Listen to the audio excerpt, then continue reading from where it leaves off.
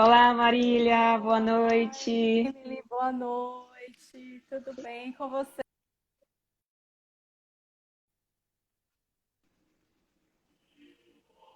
Alô? Tá conseguindo me ouvir bem? Estou conseguindo te ouvir bem. Eu vou pedir desculpas porque todas as 6 horas a minha vizinha toca Ave Maria, então a gente vai aguardar um pouquinho terminar. Eu tinha esquecido desse detalhe. Tranquilo, não tem Não sei se está problema algum. atrapalhando. Tá, vocês estão escutando bem? Não, eu tô escutando você perfeitamente. A gente tá ouvindo, tô ouvindo o Joia. ruído de fundo, mas dá para te ouvir direitinho. Bom, gente, sejam bem-vindas à nossa live, a live da Voz, juntamente com nós professoras, né, de fono de lá da UNEB. A gente convidou a professora doutora Marília, para a gente falar um pouco sobre avaliação acústica, né? E aí a gente lançou essa live para que vocês também pudessem participar. Isso faz parte de uma finalização de um curso de extensão da UNEB em acústica, mas como a gente percebe que é um assunto interessante e importante para todas as classes, então a live a gente abriu, e aí a gente teve o prazer de convidar a Marília, a professora Marília, que acabou de voltar, né, ao Brasil. Ela foi fazer um pós-doc fora, e ela fez 3 artigos super interessantes relacionados, né, que na realidade utilizou a avaliação acústica, né, como um dos instrumentos, e então a gente convidou Marília. Antes de mais nada, eu vou pedir para ela se apresentar, e aí depois a gente vai começar a conversar sobre esses artigos dela. Pode se apresentar, prof. Bom, boa noite. Primeiro de tudo, eu quero agradecer o convite da Emily, da Renata, da Lavoz, da UNEB. É sempre um prazer participar desses momentos de troca, né? Então, é um prazer para mim estar aqui com vocês nesse momento, trazendo algumas informações e também aprendendo, né? Provavelmente a gente deve ter algumas perguntas aí vindo, né, sobre a Sim, acústica, que é um tema que é interessante, é intrigante, às vezes enigmático para alguns, né? Mas para a verdade. gente é um assunto muito gostoso de falar, né? Uhum, com Então, certeza. a minha formação é especialista em voz e atualmente eu sou professora da Bahia, eu ensino nos cursos de graduação. E recentemente eu me tornei professora permanente do curso de pós-graduação em Ciências da Reabilitação da UFBA. Também tenho uma formação na parte de deglutição, então meu mestrado, meu doutorado foram nessa área de deglutição com sujeitos, uma população com doença de Parkinson. Mas mesmo quando fazia lá o doutorado e o mestrado, eu sempre gostava de integrar as informações, integrar a questão da voz com a deglutição, sempre gostei muito. E Uhum. dentro do departamento de fonoaudiologia, então, eu pertenço à área de voz, junto com outras colegas queridas, que são as professoras Maria Francisca de Paula Soares e a professora Maria Lúcia Masson. Ótimo. E me conta como é que foi a questão do pós-doc.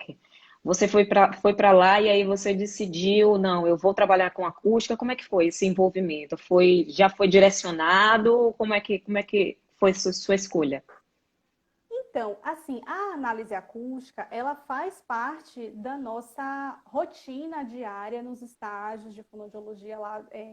É algo que faz parte das nossas discussões, do grupo, da área da voz. O pós-doc surgiu, na verdade, desses questionamentos, né? Sobre como Uhum. interpretar essas medidas. Às vezes, os resultados não batiam com o que a gente via na literatura.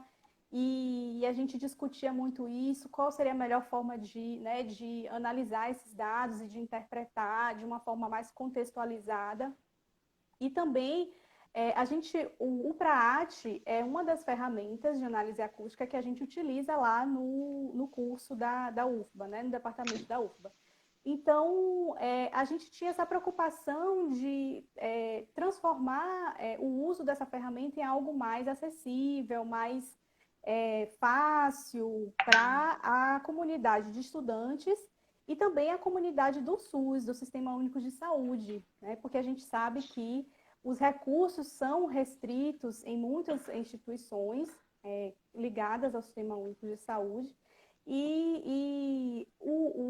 a análise acústica já é um procedimento aprovado, né, dentro do Sistema Único de Saúde. Sim. Então, a gente tinha essa preocupação, poxa, como é que a gente pode ajudar esse grupo, instrumentalizar esse grupo na análise acústica?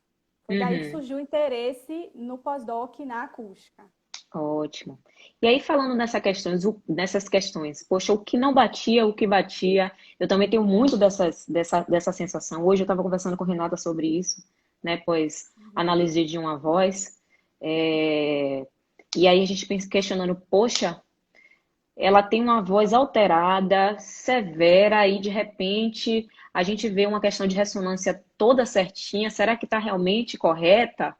Né, essa questão dos formantes, a gente sempre fica, né, naquela dúvida, porque a gente sabe que os programas, os softwares de análise acústica, eles foram, na realidade, desenvolvidos para a gente analisar vozes, sinais de ruído, né, normais, né, normofônicas, vozes normofônicas, e no máximo a disfonia leve, né, leve a moderado. Quando a gente já vai de um moderado para severo, a gente já vai ter problemas com relação a algumas medidas, né? E aí eu queria que você falasse justamente isso, né? Quais foram. Você escolheu o Praat, como você falou, o Praat é um instrumento que está acessível para todo mundo, porque é um software que é barato e que é completo, que a gente consegue realmente fazer uma análise não somente de voz, mas também da fala, né, do paciente. Então, isso é ótimo. Já está acessível, já existe um código no SUS, assim como também existe nos convênios também particulares. Então, é importante que as pessoas saibam que já tem um código também há algum tempo, Uhum. né? Há algum tempo eu utilizo a análise acústica e quando eu atendia em convênio também já existia esse código também de espectrografia vocal, espectrografia da voz, ou análise acústica da voz. Então, tem vários nomes que a gente dá, né, para ele e que tem nesse código. E aí, o que mais te incomoda com relação a essas medidas? As que não batem com a perceptiva auditiva?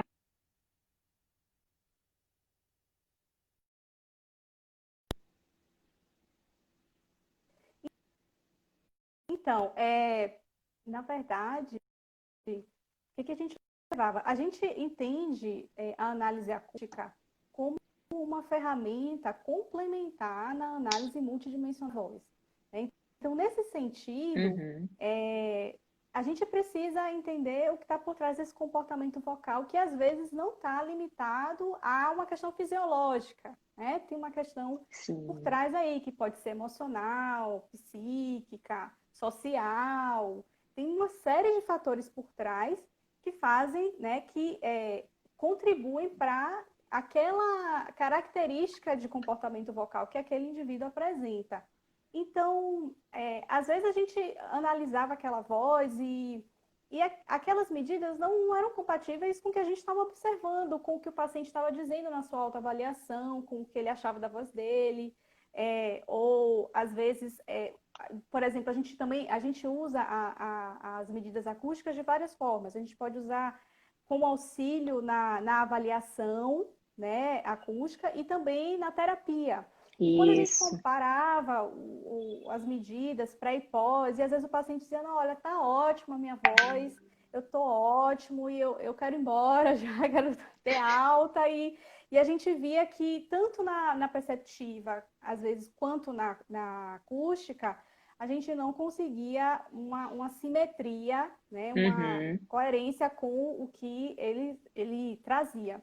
Ou, às vezes também a gente verificava que os índices fornecidos no exame eram compatíveis com vozes que eram consideradas desviadas, né, com algum problema, mas na avaliação perceptiva a gente via um resultado diferente ou vice-versa, né? Então, o sim. paciente na perceptiva parecia ter uma certa característica de desvio vocal mais proeminente, e na análise acústica estava tranquilo ali, aspectos de fonte, os harmônicos, estava tudo bem.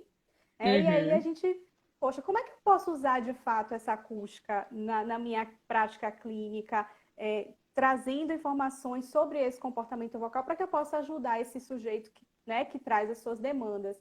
E aí, nessas discussões, a professora Maria Lúcia me incentivou a entrar em contato com a doutora Brockman-Bauser, que é uma referência nessa área de estudos de acústica, de fatores que influenciam nas medidas acústicas, e o PRAAT é uma das ferramentas que ela usa lá no serviço dela.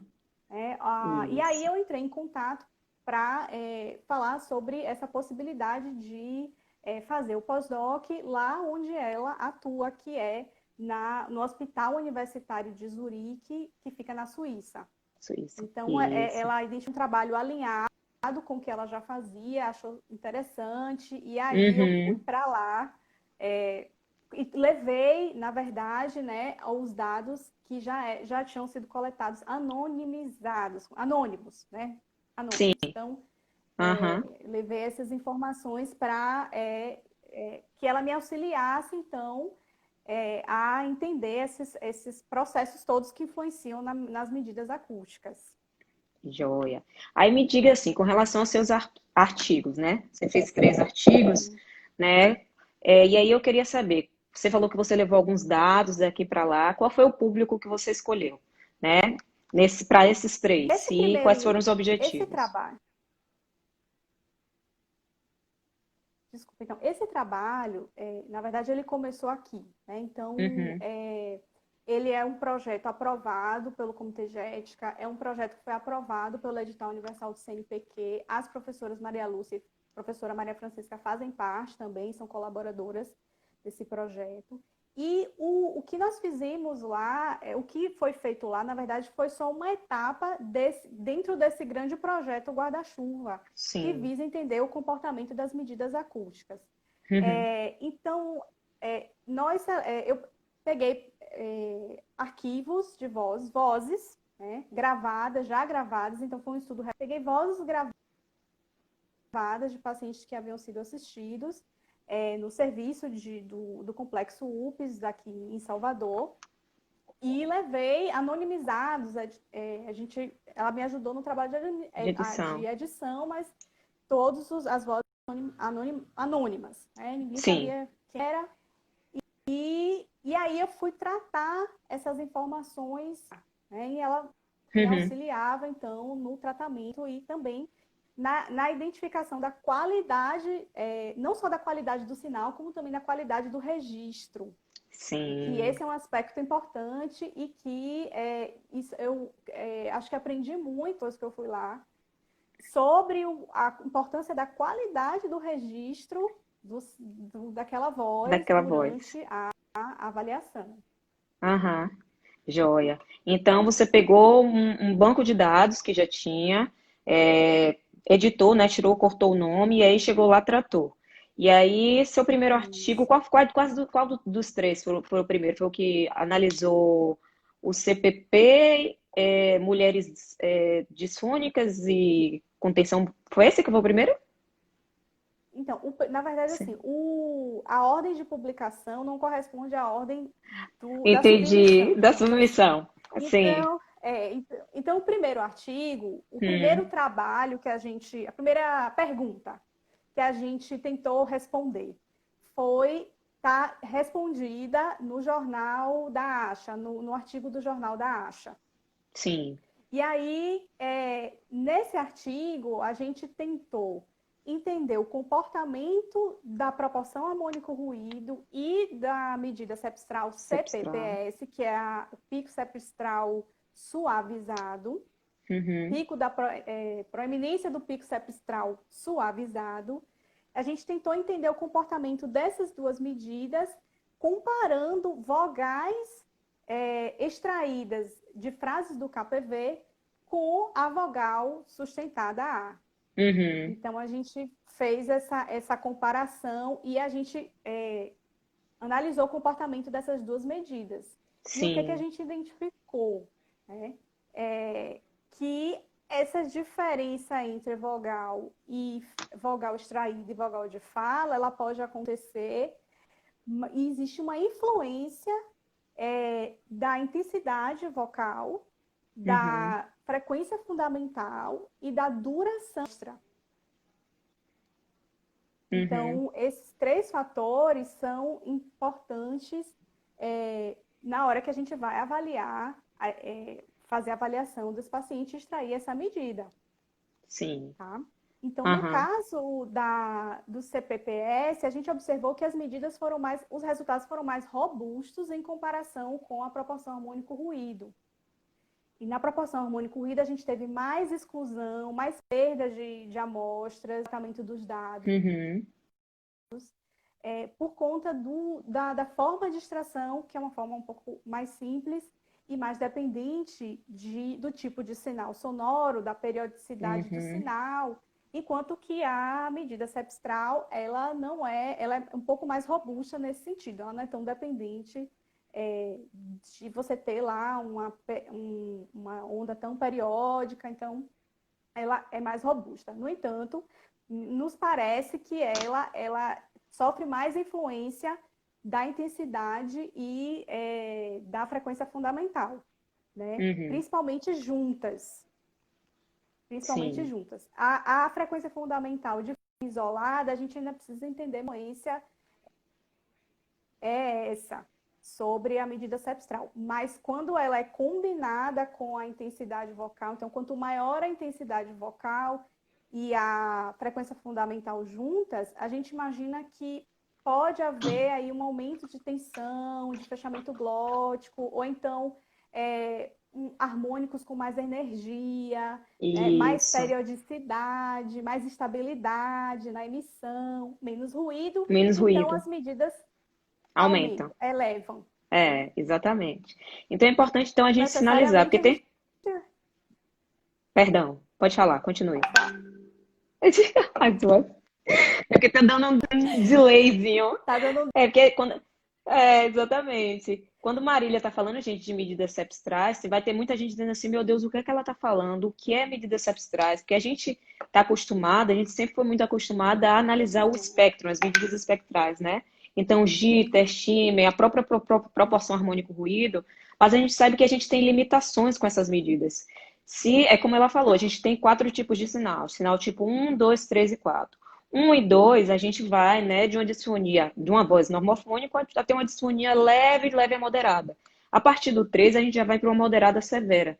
Então, essas medidas, elas não são medidas robustas, elas não são medidas confiáveis, não são medidas reais, porque o programa, na realidade, ele foi construído para que analisasse algo, né, normal ou de levemente alterado. E as medidas cepstrais, que já vêm sido estudadas, estão sendo estudadas há algum tempo, mas muito mais, né, digamos assim, pesquisadas, estou falando certo, Marília, né, Uhum. explorada nos estudos atualmente, foi algo que é algo, na realidade, que nos dá uma saída para justamente os sinais tipo 3 e tipo 4, que são de vozes mais, né, disfônicas, de moderado a severo. Estou correta nesse aspecto? Sim, sim. Uhum. Existe essa. Como é que eu posso dizer? Uma Tendência, crença, né, digamos assim. uma tendência, existe uma teoria de que as Uhum, medidas cepstrais, elas são confiáveis em vozes mais aperiódicas, vozes com mais ruído, né? Então, uhum, existe isso. Mas eu imagino que ainda existe campo para a gente trabalhar aí, para a gente estudar um pouco mais isso. com Para a gente certeza. realmente entender de que forma realmente essa medida cepstral ela funciona em vozes bastante aperiódicas, né? Uhum, Agora, sim, vamos pensar o seguinte, na prática clínica, né, que é algo que é importante para a gente, assim, como é que eu vou usar essas medidas? Então, eu vou usar mais a proporção harmônico-ruído, né? Existem grupos que têm estudado, inclusive, o uso das medidas combinadas, né? Índices sim. multiparamétricos. Existem várias formas de você estudar a medida acústica, você utilizar, fazer a análise acústica, interpretar para o seu paciente. Uhum, Agora, no nosso caso aqui, a gente está falando assim, a pessoa que tem uma ou duas medidas disponíveis, né? A proporção harmônico-ruído, ela pode funcionar bem em vozes que têm desvios leves. Então, depende muito do seu público. Vamos pensar Isso. um público de vozes profissionais, pacientes com voz profissional, que cantores, né? Professores talvez eles podem ter vozes com mais desvio, Mais mas assim, desvios. artistas, cantores, pessoas que podem ter desvios mais leves, as medidas tradicionais, elas podem até funcionar bem. Né? Agora, vamos pensar um outro público, que é o público de vozes bastante desviadas, que tem lesões de massa, Uhum. ou então fizeram grandes cirurgias, né? O grupo da fononcologia, em que Fononcologia. muitas vezes a gente verifica uma grande aperiodicidade, uma grande quantidade de ruído nessa voz. Então, já é um desafio maior. E as medidas que são ditas tradicionais, elas podem ter limitações nessa avaliação. Uhum. Exatamente. Com certeza. Então, aí esse daí foi o primeiro artigo que você fez. E aí vamos para o segundo. Aí você comparou a proporção harmônico-ruído com o CPPS. E aí Isso. no segundo. No primeiro artigo, eu comparei proporção harmônico-ruído com o CPPS e comparei também vogal extraída das frases com a vogal sustentada. E Isso. aí a gente verificou assim, poxa, essas alterações, essas modificações de intensidade e pitch também podem ser influenciadas pelo aspecto da prosódia na hora que a pessoa está lá falando aquela frase. Então vamos investigar um pouco mais isso. E aí a gente é, é, resolveu responder mais essa pergunta, se aprofundar mais nessa questão da prosódia, né? E aí até os revisores chegaram a perguntar para a gente, mas é uma fala encadeada, né? Você espera que haja alguma prosódia, alguma, né, curva melódica, Como é alguma coisa lógica? assim? Na verdade, a gente não sabia o que a gente ia encontrar. A gente Sim. queria se aprofundar para ver qual era o comportamento acústico nessas vogais extraídas da fala no português brasileiro, no KPV, que é um instrumento que é bastante utilizado no Brasil, né? Uhum. E que foi traduzido pelo grupo do SEB, pela professora Mara Belal. Então, Mabelau. é bem um instrumento muito popular e aí eu tinha curiosidade de entender como é que ele funciona, né, acusticamente. E aí eu selecionei apenas as 5 vogais de sílabas tônicas. Porque a gente sabe que no português brasileiro, as sílabas tônicas, geralmente a vogal dura mais. E a gente verificou no primeiro Uhum. estudo que era isso mesmo, as vogais duravam mais. E para análise de curto termo, desculpe, de curta duração, de amostras, não é bem análise de curto termo, mas análise de pequenas, amostras com pequena duração, é, é mais interessante que a gente tenha vogais de sílabas tônicas. Foi o que a Uhum. gente entendeu lá naquele momento. Né? E aí, como a gente verificou que podem haver algumas questões relacionadas à extração, ao método de extração do CPPS, a gente quis também incluir a análise do CPP. Sim. Qual é a diferença, né, entre um outro? Ai, meu Isso. Deus, né? Então, assim, ambos são medidas cepstrais. O que é a medida cepstral? A medida cepstral, ela é uma medida que é uma transformação da transformação de Fourier, como se fosse um cálculo diferente das outras medidas tradicionais que a gente conhece. E após essas transformações, criado uma linha de regressão, numa regressão linear, com vários picos. E o maior pico seria o pico da proeminência cepstral, certo? Isso. Que tem mais Então, energia. o que tem mais energia. E o que seria o pico suavizado? Então, antes de extrair a proeminência do pico cepstral, a gente pode adicionar uma estratégia de tentar normalizar esses picos para deixar eles mais regulares, mais suaves, e isso acaba baixando um pouco os picos. E aí a gente tem, então, a medida do pico cepstral suavizado. Né? Alguns autores sugerem que essa medida CPPS, que é o pico septal suavizado, é mais confiável na análise de vozes soprosas, CP. Então, mas aí por que que a gente, né, estudou o CPP? Por conta das amostras que eram bem curtinhas. Curtinhas. Mais ou menos quantos segundos, Marília? As amostras de vogais? Menos de um Menos de um segundo. segundo, Às vezes chama 0,01 menos de um segundo. milissegundos, O né? min... é.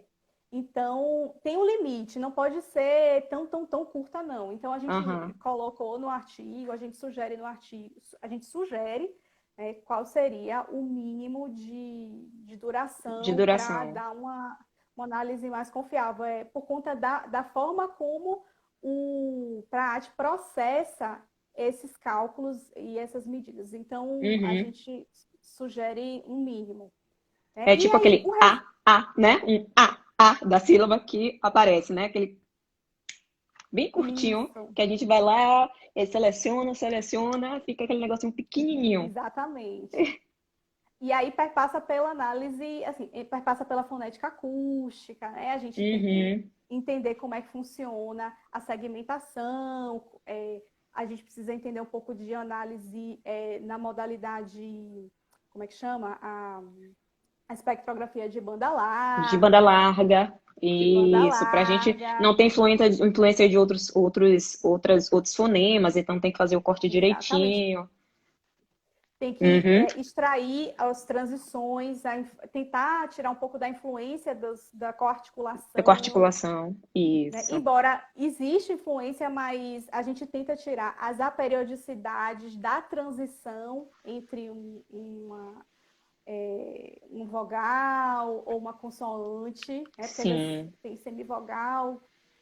Não é o ideal fazer essa extração assim, mas a gente tentou, a gente estava muito curioso para saber assim, o que estava acontecendo ali. Então, Sim.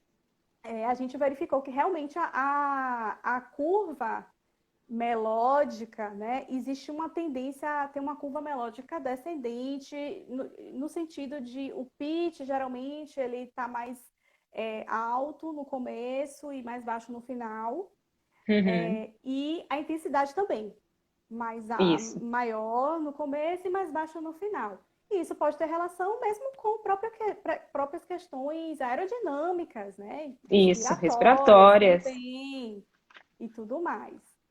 Aham. Ótimo, excelente. E aí a gente vai pro terceiro. No terceiro, No terceiro, na verdade, foi uma colaboração, foi uma coautoria, sim. utilizando o estudo, o material do grupo eu esqueci, do grupo de Harvard. Isso foi um Uhum. trabalho em colaboração entre Harvard, o Hospital Universitário de Zurique e a Universidade Federal da Bahia. Então, foram analisadas vogais sustentadas de pessoas com e sem patologia, que eles chamam, né? Com e sem Aham. problemas vocais. Não necessariamente tinha desvio sem desvio, não teve essa relação, era com patologia ou sem patologia. Né? E Sim. aí se verificou que a intensidade vocal, ela influencia na medida cepstral, tanto em pessoas sem patologia quanto com pessoas com patologias vocais. Né? Uhum. Então, essa intensidade vocal influencia na medida. E o que que a gente pode aprender com isso? Então, a gente precisa ficar muito atento naquele sujeito, quando a gente está avaliando o sujeito, né? Como é o padrão de comportamento vocal? Ele costuma falar forte? Ou então, na hora que ele está gravando mais forte do que o seu habitual, Uhum. né? E existe diferença, por exemplo, entre indivíduos treinados e não treinados na hora de, né, de performar e falar as tarefas de fala, dizer as tarefas de fala, como é que é isso, né? E em relação aos outros artigos, a gente tem percebido assim, a importância, a partir desses resultados, a importância da gente entender esse material que a gente está usando para fazer essa avaliação. Esse Uhum. material que a gente usa no Brasil, ele pode ter características acústicas diferentes, principalmente material de fala. Né? Pode ter características Sim. diferentes em outros países. Então, é interessante a gente entender como é que isso influencia na avaliação acústica para que a gente evite fazer um diagnóstico ou uma interpretação equivocada. Uhum. Então, quando você foi falar isso, agora eu me lembrei de duas questões, né? Primeiro, com relação à própria instrumentação e extração, né? Na realidade, extração não, coleta, né? Então, a gente falando da Sim. coleta. Então, a gente tem que estar muito atento, principalmente se tratando de pesquisa, com relação aos instrumentos, né, de coleta. Então, qual é o computador, a distância de microfone, já que a intensidade, ela influencia bastante. Muitas vezes a gente tem que utilizar um decibelímetro a uma determinada, né, distância, tá? Então, essa questão da própria coleta, a interface de áudio também, para a gente diminuir o ruído da própria máquina. Então, a gente tem que deixar tudo certinho. Então, primeiro, essa parte de instrumentalização tem que estar correta. Depois, a forma como a gente vai tirar, justamente isso. Então, ver quantos centímetros está distante da cavidade oral, da mesma forma, vai utilizar ou não desse decibelímetro, vai modificar também posicionamento com relação à cavidade oral e o microfone, para a gente ver essas distâncias, né, e comparar. E aí eu venho para a questão agora de diferentes falantes, né, de diferentes países. Em um dos seus trabalhos, dois foram com falantes do português e outro com os falantes de lá, né, de lá de Zurique. Tá certo? E aí, Não, desculpe, de os onde? falantes eram dos Estados Unidos, Dos Estados de Unidos, Boston, americano, de Boston, pronto. americanos. Então, ou E foi seja, a só com língua vogal sustentada. sustentada, né? Então, a língua inglesa, o inglês americano e o português brasileiro. Ou a gente pensa agora em uma normatização. A gente ainda não tem realmente uma normatização fechada para o português brasileiro, porque pesquisa ainda devem ser feitas, né? Mas o que é que você Uhum. observou mais ou menos com relação ao comportamento, né? Comparando-se o português brasileiro e o inglês. Quanto é que seria, quanto é que você diria de normatização do CPP e CPPS para a vogal A? E Ó, assim, tanto na verdade, sustentada como encadeada. então, os resultados que a gente encontrou, assim, as medidas, as vogais extraídas da fala, elas tinham valores bem próximos da vogal. Uhum. E o que a gente identificou é porque também existem poucos estudos com vogal Não. extraída de fala. Isso. E às Isso. vezes, quando eles são publicados, a gente não falta um pouco informações detalhadas sobre isso. Uhum. Além da influência da intensidade também. Muitas vezes a gente não encontra nos estudos o controle da intensidade vocal, ou pode ser chamada de nível de pressão sonora, dependendo do tipo se você faz uma calibração, se você avalia com o decibelímetro diretamente, ou se você faz uma calibração usando a própria medida que é captada pelo microfone e que o PRAAT traz. Né? Uhum. Então, o que acontece? Existe uma variação nessas medidas entre o que eu encontrei e outros países. Sim. E o que a gente observa? Dependendo do conteúdo acústico principalmente pensando nas amostras de fala, né? Se é um material que tem muita consoante, que tem vogais muito curtas, existem línguas onde as vogais são pronunciadas curtas e não é bem como a gente pronuncia aqui, né? Pensando que as tônicas a gente produz de forma mais longa, a tendência, né? De produzir de forma mais Isso. longa, mas existem grupos ou comunidades onde a quantidade de ruído é maior, o nível de energia é menor. Então, a gente vai encontrar diferentes medidas acústicas aí, diferentes medidas, seja de cepstrais, seja de as outras tradicionais. Né? Então, a gente Aham. precisa ter um olhar bastante cuidadoso com isso na hora que a gente for fazer essa comparação, ou até eu preciso ter um parâmetro, né? Eu preciso usar, eu preciso ter um ponto de corte, que é uma preocupação para muitos profissionais. E aí, né, qual é o parâmetro que eu vou usar? A minha sugestão aqui, de preferência, se procure primeiro os padrões da sua própria Da sua região própria ou do seu próprio região, da própria. país, Isso. a sua própria língua. Aham. Exatamente. Pelas Exatamente, porque se características do material que você está do usando. material. Isso. Porque se a gente for pensar bem e analisar, a gente sabe que o português brasileiro, a gente tem muito mais energia, do que o inglês. Então, a gente espera uma normatização um pouco maior, né, com poucos mais dBs do que o americano, o inglês americano. Isso é fato, não é isso? Então, não, eu vou pedir desculpas, porque essa é uma observação interessante até. Eu vou procurar Uhum. É, não, eu estava estudar um fazendo pouco essa mais comparação. isso. Oi? Aham, eu estava fazendo essa comparação, porque, assim, pelo seu artigo, né, com o português brasileiro, eu observei que foi um pouco maior realmente do que o do inglês, né? Eu disse que, ó, e tem realmente a ver com a questão da própria língua, né? A gente utiliza, a Sim. gente tem muito vogais mais alongadas, né? A vogal é muito importante para o português brasileiro, Uhum. né? Eles utilizam a vogal também, mas é muito menos. A gente tem a questão das vogais, a depender da região, por exemplo, o Nordeste, a gente tem o A e o E aberto, que também tem uma energia maior do que o próprio E e o O. Então, o E, O e o A aberto, que a gente utiliza muito no Nordeste, é muito maior. Então, consequentemente, a Uhum. gente tem uma tendência a ter um pouco mais elevado essas medidas. E aí, sem contar com a questão do hábito também. A gente ainda não pode esquecer dessa questão cultural, né? O brasileiro, ele Sim. tem uma intensidade um pouco mais elevada. Se a gente for comparar, por exemplo, um americano com um brasileiro, ou um americano com um italiano também é outra população que é a língua latina, além de latina também tem uma intensidade um pouco mais elevada. Então, mesmo aquelas pessoas que têm um desvio vocal, um cantor, por exemplo, ele tem uma voz falada, rouca, soprosa de grau moderado. Quando ele vai cantar, muitas vezes esse grau ele diminui bastante, porque justamente como você falou, aperta mais, você estica a prega vocal, você aperta mais, e aí aumenta também a Uhum. intensidade, então a gente vai ter também um CPP maior, né? Então existe essa tendência. E mesmo não cantando, se ele for aumentar um pouco a intensidade, a gente mascara também essa rouquidão. Então a gente tem que ter muito cuidado durante a extração dessa medida, porque como você falou, ela é muito sensível à intensidade, né?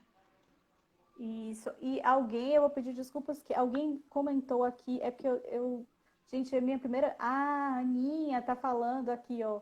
Obrigada, Aninha, um beijo. Ela está Ana Borja, né? comentando sobre a posição. Não, Ana, A Ana Daci Leite, Ana Paula Daci aqui, Leite, isso. Ela está comentando sobre o controle da posição do o microfone. microfone. Isso também, obrigada, Aninha, por lembrar disso. Realmente, isso é muito importante. Uhum, É, a gente verifica que é interessante a gente organizar, né, e alinhar a intensidade da captação do som com a distância do do microfone da microfone. fonte. Exatamente. Então, nesse estudo, porque a gente já usava 5 centímetros de distância, em torno de 5 centímetros de distância no nosso serviço lá no Magalhães Neto Uhum, e no ambulatório Magalhães Neto. E aí, depois, quando eu comecei a estudar e tal, para escrever os artigos, e eu fui vendo que existem outras possibilidades de distância, e a princípio parece que 10 centímetros é mais interessante do que 5, porque ela diminui a instabilidade na hora de captação da captação. intensidade. Sim, Isso. é E a questão de estourar o som, de dar clipping, que é quando, né,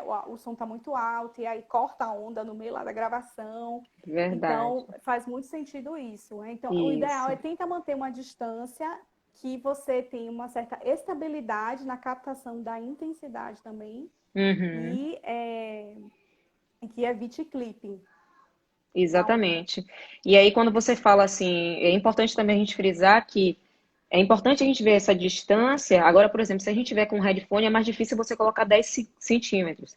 Você pode colocar os 5, mas aí justamente você vai calibrando, né? Ou na interface de áudio para não estourar o áudio. Então, agora você também tem que calibrar todo mundo no mesmo, na mesma frequência, né? Frequência não, perdão, na mesma intensidade. Então, você calibra todo mundo, deixa ali, não mexe na interface de áudio, na parte de instrumentação. E tem a questão também do decibelímetro também, que você pode dizer assim, ok, vamos colocar aqui para no máximo 70 dBs, um exemplo, tá? Ou no máximo Uhum. 60.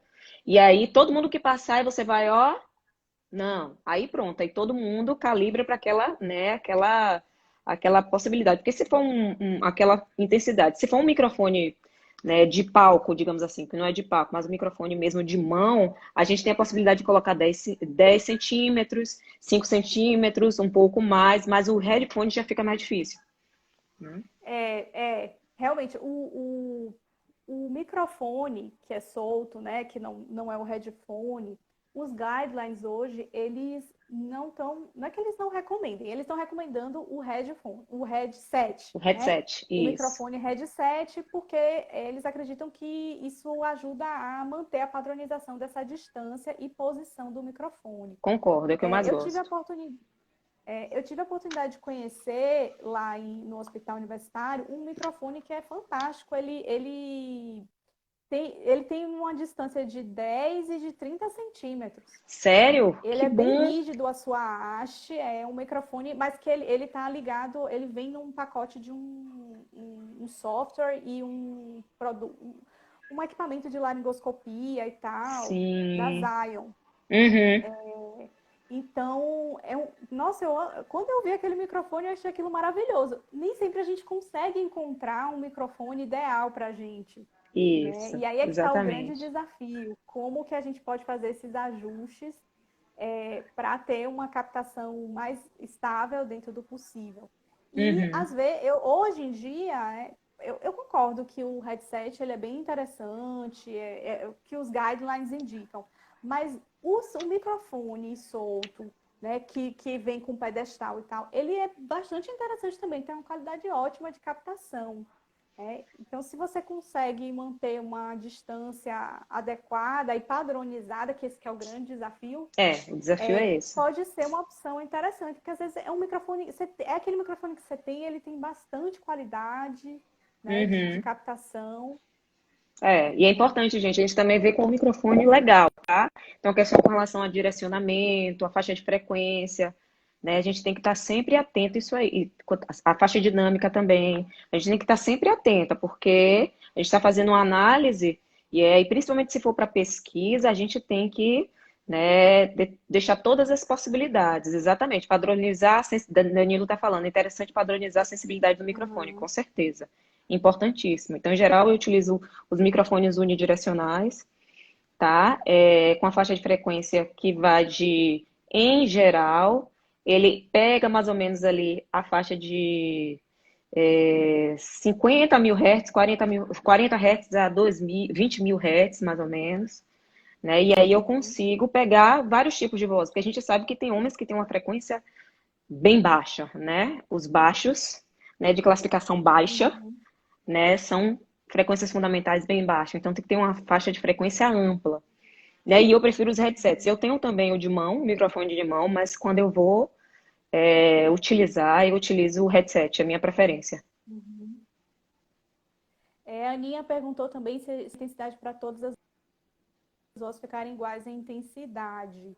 Eu não sei se eu entendi bem a minha pergunta, mas assim, a calibração que eu aprendi a fazer, que a doutora Alze propõe, é uma calibração que a gente usa ruído, tipo um ruído branco, que tem várias frequências, várias frequências, né? E a gente faz essa gravação do ruído em várias intensidades diferentes. E também eu para usar fazer a calibração, também usei vozes humanas.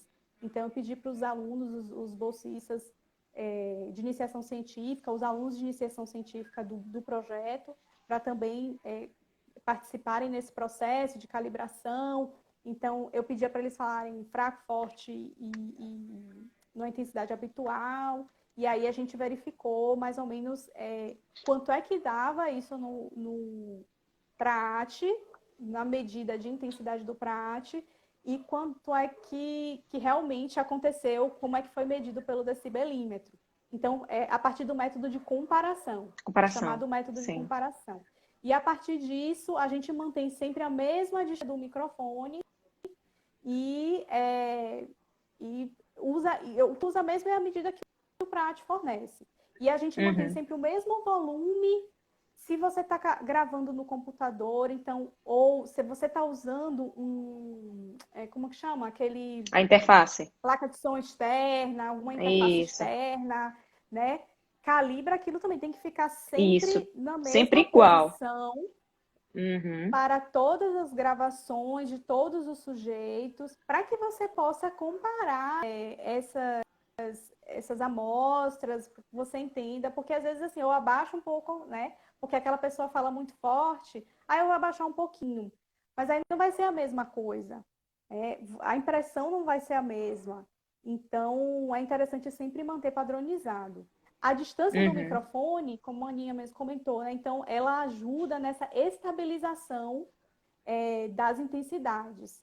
E a doutora Brockman-Bauser, ela sugere que a gente grave em 3 intensidades, fraco, habitual e forte, para sim. que a gente entenda um pouco desse campo dinâmico. E a gente tem Uhum. verificado que em alguns casos de vozes com problemas, pessoas com problemas vocais, existe uma dificuldade na intensidade fraca, não necessariamente Tá nas forte. É outras justamente porque é forte, intensidades. eles conseguem ainda camuflam, digamos assim, né? A disfonia. A fraca, a prega vocal em geral, abre, aí sai bem ar, bastante ar. Então, é mais complicado mesmo. Danilo pôs aqui, ó. Vejo que a dificuldade de utilizar microfones mais sensíveis, os condensadores, e a necessidade de estar ligado obrigatoriamente em uma interface. Também, mas assim, o meu headset, Danilo, que é o da Shure, o SM10, eu preciso também. Porque ele tem aquela saída mesmo de microfone de palco. E assim, eu prefiro que a gente utilize também a interface de áudio ou as placas de sons, justamente também para a gente diminuir o ruído do computador, porque as pessoas também têm que se lembrar que o computador é uma máquina que tem vários drivers lá dentro que se movem durante o processamento, quando a gente está quando a gente está manuseando. Então tem um ruído que é do computador. E se a gente não utilizar essa interface, a gente vai também gravar esse ruído e a gente não vai saber, tá? O diferencial qual é o ruído do próprio computador. Então, essas plaquinhas de som externas e as interfaces de áudios, elas são importantes também para isso, né? Para a gente fazer uma análise acústica mais fidedigna, mais confiável, né? Com os valores certinho, com o máximo, digamos assim, de sinal saindo da laringe e não com ruídos da própria máquina também. O ruído pode vir também do microfone, né? Dependendo da Também. qualidade do microfone, o ruído pode vir do microfone e tem que verificar também se os seus equipamentos estão bem aterrados, porque isso Uhum, também os pode fios. gerar ruído, pode gerar um ruído. E uma coisa interessante também é verificar o ruído ambiental. Então, com Uhum. um decibelímetro simples, você pode medir o ruído ambiental daquele ambiente que você está avaliando. O ideal é que o ruído não, o ideal é que haja 10 dB de diferença entre o nível do ruído e a voz mais fraca que Uhum. você pode conseguir.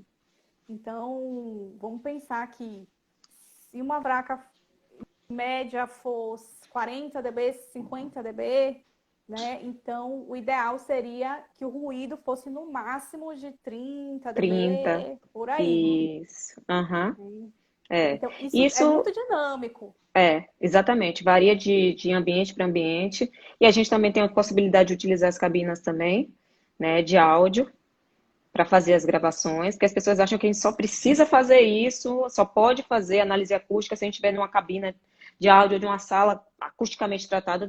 Depende. Isso é como você falou, na realidade, a gente tem que medir o ruído, né, desse ambiente, verificar quantos dBs a gente tem, da mesma forma na própria cabina, tem que ter uma calibração também, né, periódica, e ver a menor também, a menor intensidade para a gente chegar aí nessa faixa. Marília, a gente está chegando uns Outra coisa, 7 minutos para acabar. Termine aí certo. de finalizar o seu pensamento, porque Uma para a gente não última ficar na coisa que eu correria e queria. cair sozinha. Pode falar. Certo, então que a gente está bem empolgada, tá uma delícia essa conversa, Sim. né? Tá muito bom. E uma última coisa que é interessante também as pessoas ficarem atentas é a relação sinal-ruído da gravação, do Observação. sinal acústico, que é diferente da medida, da proporção harmônico-ruído, certo? Então, é importante isso para quem principalmente para os estudantes, para quem ainda não tem muita familiaridade, né, com a forma de gravação, padronização de gravação. Então é importante a gente ver, sai um ruídozinho na gravação, sai um chiadozinho bem, mas se for uma coisa fraca, e se tiver uma diferença de 30, no mínimo de 30 dB entre esse pequeno ruído de fundo e a intensidade de voz do falante lá no registro, é possível, a qualidade ainda é possível de se manter dessa gravação, né? E você pode analisar ela de forma, assim, com mais confiança. Verdade, com certeza. É Com isso. certeza. A gente está a 5 minutos de acabar, para a gente não ficar na correria. Então, inicialmente, eu gostaria de te agradecer. Foi maravilhoso, né? A gente, né, digamos assim, a gente aprendeu um pouco mais, a gente entendeu o que é que você fez no seu pós-doc, ver que a análise acústica ainda está lá em cima e que a gente pode utilizar em pesquisas, a gente pode utilizar em tudo, absolutamente tudo que a gente faz. Só basta escolher quais são as medidas corretas. É importante também frisar que, como você falou, a análise acústica não é a principal análise vocal, na realidade nos auxilia, nos fundamenta em termos de avaliação vocal, que é a nossa pioneira, a perceptiva auditiva mesmo. Tá? Gostaria de agradecer a todo mundo que participou da live. Muito obrigada pelo prestígio, foi bem legal. O pessoal da Liga, muito legal também. E Marília, eu passo a palavra para você fazer suas considerações finais. Muito obrigada, Emily. Foi ótimo, foi maravilhoso. Obrigada por essa troca. Adorei. Estou à disposição para o que vocês precisarem. Quero agradecer a todos que participaram dessa live e que estão aí presentes assistindo. Espero que tenha sido proveitoso para vocês. E eu me coloco à disposição. Eu tenho meu canal no Instagram, mas tem também outras formas, se vocês quiserem, pelo Lavoz também. Eu estou à disposição para o Lavoz, para o que vocês precisarem, tá? Adoro conversar Joia. sobre isso. Eu Muito também, obrigada. adoro. Obrigada também, muito obrigada a todos. Tem algumas pessoas pedindo Beijo grande. os artigos, eu envio, tá? Então é só falar para mim que eu envio, que É, Marília já me passou, pronto. tá? Não se preocupe que eu envio para vocês os artigos, bem interessantes mesmo. Eu me esbaldei nos artigos de Marília. Obrigadão, Marília. Ai, que bom que você gostou. Gostei, sim. Beijo para Um todos. beijo, um beijo. Gente, não se esqueçam que no dia 23 de julho tem outra live também para a gente falar um pouco mais sobre análise acústica com Leonardo Lopes, tá bom? Beijo!